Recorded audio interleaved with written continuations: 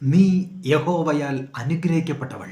ദരിദ്രന്മാരോ ധനവാന്മാരോ ആയ ബാല്യക്കാരെ നീ പിന്തുടരായികയാൽ ആദ്യത്തേതിലും അധികം ദയ ഒടുവിൽ കാണിച്ചിരിക്കുന്നു.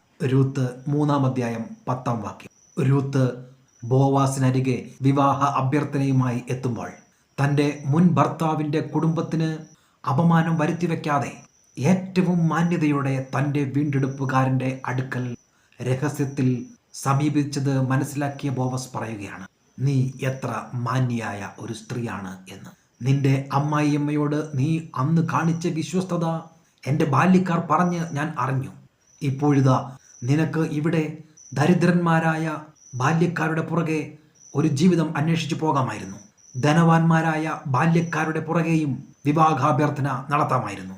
എന്നാൽ അതിന് മുതിരാതെ സ്വന്തം ചാർച്ചക്കാരനായ ബോവാസിനടുക്കൽ തന്നെ അഭയയാചനയായി എത്തിയിരിക്കുകയാണ്.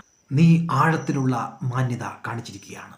നീ യഹോവയാൽ അനുഗ്രഹിക്കപ്പെട്ടവളാണ് എന്ന് ബോവാസ് രൂത്തിനെ പുകഴ്ത്തുകയാണ്.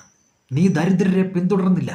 സദൃശ്യവാക്യം 28-19 പറയുന്നു, നിസാറിനെ പിന്തുടർന്നാൽ ദാരിദ്ര്യം വേണ്ടുവോളം അനുഭവിക്കേണ്ടി വരും എന്ന്. യഹോവയാൽ അനുഗ്രഹിക്കപ്പെട്ട ഒരു വ്യക്തിയാണ് താങ്കൾ എങ്കിൽ നിസാരന്മാരെ പിന്തുടരുന്നത് ഉപേക്ഷിച്ച് ദൈവം ഒരുക്കി വച്ചിരിക്കുന്ന ഉയരത്തിലുള്ളതിനെ തേടുക. ധനവാന്മാരായ ബാല്യക്കാരെ രൂത്ത് അന്വേഷിച്ചില്ല. അവൾ ബുദ്ധിമതിയായ ഒരു സ്ത്രീയായിരുന്നു. 1 തിമോത്തി 6-17 നിശ്ചയമില്ലാത്ത ധനത്തിൽ ആശ്രയിക്കരുത് എന്ന് നമുക്ക് മുന്നറിയിപ്പ് നൽകുന്നുണ്ട്. മതി വരുവോളം സമ്പത്ത് തരുന്ന ദൈവത്തെ നാം ആശ്രയിക്കണം. ധനം നിശ്ചയമില്ലാത്ത ഒന്നാകുന്നു.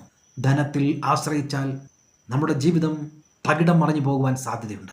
എന്നാൽ സമൃദ്ധിയായ അനുഗ്രഹം തരുന്ന ദൈവത്തിൻ്റെ മുഖത്തേക്ക് നാം നോക്കി അവനെ ആശ്രയിക്കുമ്പോൾ നമ്മുടെ ജീവിതം വിജയത്തിലേക്ക് പോകും എന്നതിൽ സംശയമില്ല.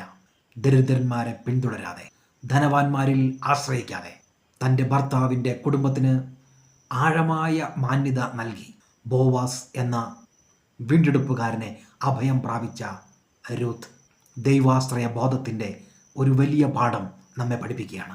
നമുക്കും യഹോവയാൽ അനുഗ്രഹിക്കപ്പെട്ട നിലവാരത്തിലുള്ള ഒരു ജീവിതം നയിക്കാം.